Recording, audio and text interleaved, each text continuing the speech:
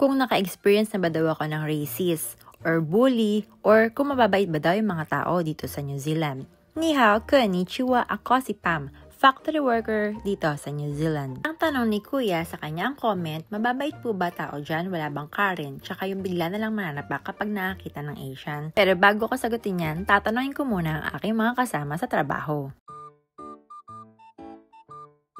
Na-experience mo na nabully ka? Oo. Ako talaga. Ano ginawa mo? Sinita ko. Ganun. Tapos? Wala naman. Pero maraming loko dito. Maraming loko rito. Ay talaga ba? Oh. Ito. Tsaka, Ano ba sinasabi ka? Maraming loko daw dito, sabi ni Eddie. Saka maraming manloloko. Experience mo na ba na nabully ka dito or nasapak ka na? Hindi, kasi ako yung nanubuli tsaka ako nanapak. Wala siya, pa-demure na naman, no? Demure, na-experience mo na ba na mabully ka? Pipi ka pala. Pipi? Ikaw.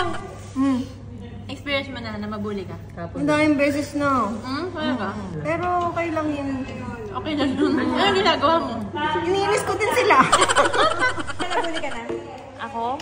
Hindi pa. Si Ate Daisy pa lang yun. Oo, siya pa natin gumagawa nun. Ikaw? Na-experience mo na nabully ka? Hindi ako nabubuli. Kung ako naman ang tatanungin, wala pa naman ako na-experience na ganito. Kahit palagi ako nagko-commute, wala pa naman ako na-experience na racist or bullying. Kahit naman saan lugar, hindi mo maiiwasan na maka-encounter ka ng ganitong klaseng mga pag-uugali. Kahit naman sa Pilipinas, di ba? Meron ka mga kasama na kala mo tagapagmana ng kumpanya kung umasta.